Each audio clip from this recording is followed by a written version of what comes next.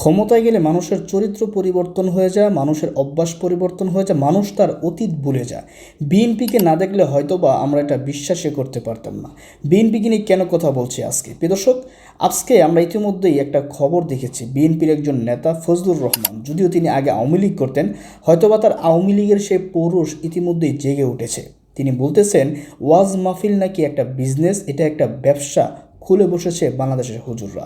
কোন দেশে এইভাবে মাইক লাগায় সারা রাত শুধু রাজনৈতিক বক্তৃতা হয় যার নাম কয় ইসলাম? এটা তো একটা ওয়ারান দেশ পাইছে, যা ইচ্ছা তা বলতেছে মৌলানা মৌলবীরা, এবং হেলিকপ্টারে যাইতেছে, গাড়িতে যাইতেছে, লাখ লাখ টাকা নিতেছে। এটা তো একটা ব্যবসা বাণিজ্যের ব্যাপার। দর্শক, এমন মন্তব্য আওয়ামী লীগের কাছ থেকে আমরা অনেক শুনেছি, এমন মন্তব্য আওয়ামী লীগের অনেক এমপিদের কাছ থেকেও আমরা শুনেছি। এমন ইসলাম বিদ্বেষী, ওয়াজ বিদ্বেষী, আলেম বিদ্বেষী বক্তব্য বিভিন্ন সময় বিভিন্নভাবে বাংলাদেশের এই আওয়ামী লীগ ফ্যাসিস্টটা বলে গিয়েছে, করে গিয়েছে, এবং ওয়াজ মাহফিলে হুজুরদেরকে আক্রমণ, বাধা, মারধরের শিকার হয়েছেন অনেক আলেম। প্রিয় দর্শক, আমরা মনে করেছিলাম শুধুমাত্র আওয়ামী লীগ হয়তোবা এই কাজ করে, শুধুমাত্র আওয়ামী লীগ হয়তোবা আলেম বিদ্বেষী, শুধুমাত্র আওয়ামী লীগের নেতাকর্মীরাই ওয়াজ বিদ্বেষী। কিন্তু আমরা আসলে ভুল ভেবেছিলাম। যারাই ক্ষমতায় যায় তারাই আসলেও আলেম বিদ্বেষী হয়ে ওঠে, কারণ তারা নিজেদের চরিত্রের যে সমস্ত অপকর্ম সেগুলোর সমালোচনা সহ্য করতে পারে না। দর্শক, বিএনপির একজন নেতা ফজলুর রহমান, যেহেতু আজকে তাকে নিয়ে আলোচনা করছি, তার বিষয়টি আপনাদের সামনে উপস্থাপনা করব। তিনি একটা বক্তব্যে বলেছেন, আপনারা দেখলেন, তিনি স্পষ্ট বলেছেন ওয়াজের নামে কি করা হচ্ছে। এই একই কথা কিন্তু বিগত হাসিনা সরকারের আমলে আরেকজন ব্যক্তি বলেছিল। আজকে আমরা দেখি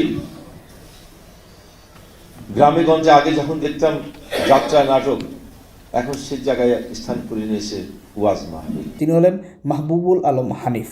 তিনি বলেছিলেন ওয়াজ মাহফিলের কারণে গ্রামগঞ্জের যাত্রাপালা এবং বাউল গানের যে শিল্প, সে শিল্প হারিয়ে যাচ্ছে। তিনি দুঃখ প্রকাশ করেছিলেন। মনে করছিলাম এত নিকৃষ্ট ব্যক্তি আওয়ামী লীগে আছে, এটা আমাদের জন্য ভাবতে অবাক হচ্ছিল। কিন্তু আমাদেরকে অবাক করে দিলে এবার বিএনপির নেতা ফজলুর রহমান, তিনিও বলতেছেন ওয়াজ মাহফিল শুরু হয়ে গিয়েছে। তার কথাটাও যেন মাহবুবুল আলম হানিফের মতো হয়ে উঠল। আমরা দেখেছিলাম আওয়ামী লীগের সবচেয়ে নিকৃষ্ট একজন প্রতিমন্ত্রী, যিনি সব দিক দিয়ে প্রমাণিত করেছেন তিনি একটা শয়তানের বাচ্চা, সেটা হচ্ছে মুরাদ হাসান। অবশেষে সেই মুরাদের মতোই কথা বলেছেন বিএনপির আরেক নেতা মওদুদ সাহেব। তিনিও বলেছেন আজহারি মাঝহারি। অর্থাৎ বিএনপি সকল ক্ষেত্রে যেন আওয়ামী লীগকে অনুসরণ করছে, যেটা এদেশের ধর্মপ্রাণ মুসলমানদের অন্তরে আঘাত দিচ্ছে।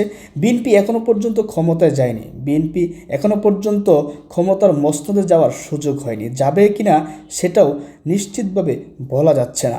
তো বিএনপি ক্ষমতার স্বাদ গ্রহণ করার আগেই ক্ষমতার সামান্য পরিমাণ একটু রস পাওয়ার পর তাদের যে অবস্থা দেখা যাচ্ছে, তারা ক্ষমতায় গেলে কি করতে পারে সেটা কিন্তু ধর্মপ্রাণ মুসলমানরা একটু হলেও অনুমান করতে পারতেছে। কিন্তু বিএনপির বোঝা উচিত, যদি বাংলাদেশের ভিতরে কোনো মৌলবাদ বিরোধী, ইসলাম বিরোধী, আলেম বিরোধী শক্তির উত্থান ঘটে, সেই উত্থান যে আওয়ামী লীগের মতো হারিয়ে যাবে, সেই উত্থানের যে আওয়ামী লীগের মতো মাথা নিচু করে এই দেশ থেকে পালিয়ে যেতে হবে, তারা হয়তো এটা ভাবতে আমার মনে হয় একটু কষ্ট হচ্ছে। কিন্তু কষ্ট হলেও এটা সত্য যে বাংলাদেশের মুসলমান, বাংলাদেশের এই জেনারেশন আর কোনো সময় আলেম বিদ্বেষী মেনে নেবে না। এদেশের মুসলমানরা কখনোই আলেম বিদ্বেষী, ওয়াজ বিদ্বেষী কাউকে ক্ষমতায় রাখবে না। এটা বিএনপির বুঝতে হবে। আমি মনে করি বিএনপির নেতৃত্ব এটা বুঝবে। বিএনপির নেতৃত্বকে বলবো, ফজলুর রহমানের মুখে লাগাম টেনে ধরুন, ফজলুর রহমানদেরকে বুঝান যে এটা একটা ইসলামিক রাষ্ট্র। এখানে আপনার ইসলামের বিরুদ্ধে কথা বলে টিকে থাকা খুবই কঠিন হবে। যেখানে আওয়ামী লীগ পারে নাই, সেখানে বিএনপি কতটা পারবে সেটা কিন্তু আমরা বুঝতে পারি। প্রিয় দর্শক, আমি ফজলুর রহমান ভাইকে অনুরোধ করব, আপনার এই বক্তব্যের কারণে দেশবাসী মুসলমান তারা মনক্ষুণ্ণ হয়েছে, আপনি তাদের কাছে ক্ষমা প্রার্থনা করুন, জাতির কাছে ক্ষমা প্রার্থনা করুন। না হয় কিন্তু সামনের নির্বাচনে আপনার যে এমপি হওয়ার শখ সেটা মিটে যাবে, মানুষ মিটিয়ে দিবে। কারণ এদেশে ইসলাম বিদ্বেষের কোনো ঠাঁই হবে না ইনশাল্লাহ। সকলেই বসবাস করবে, কিন্তু কেউ সমালোচনা করতে পারবে, কিন্তু আঘাত দিয়ে কেউ কথা বলতে পারবে না।